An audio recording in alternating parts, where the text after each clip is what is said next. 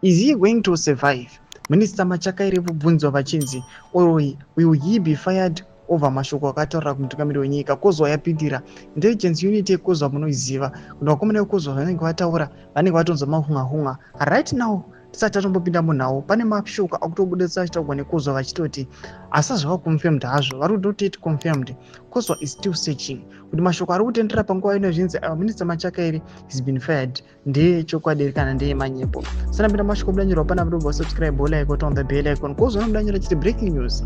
Minister of Youth and ZANU-PF National Youth Honorable Tino Machakaire has requested immediate attention from President Idi Mnangagwa and the government over the worrying and the deteriorating conditions at Zimbabwe public health care facilities. Is he going to survive or will he be fired over this? Panoenderana nemapictures amuri kuona atiri kuona ayo Machakaire is being posted ayo achiatakiwa nemabig fishers and the ruling party ZANU-PF, vakomana varakashi navanhu vakasiyana siyana. And then pane maspeculations ari kutaurwa ekunzi aiwa pane mashoko ari kutotendera ekunzi akuda kutodonhesewa noda kuti mafresh attacks akaita kumutungamiri wenyika aiwa anyatsokuonekwa kunzi akanga redirect.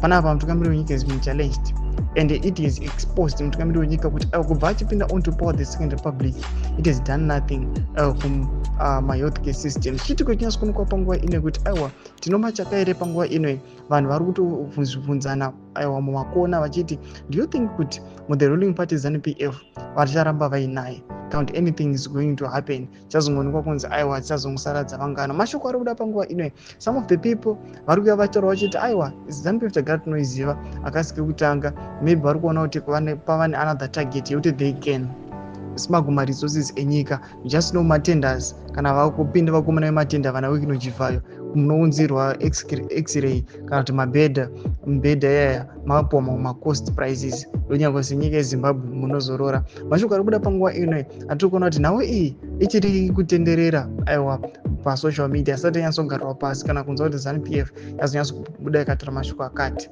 Bodza mafungiro enyu matodipa pamusoro pechitiko ichi penya comment section medu, musubscribe or like, turn on the bell icon.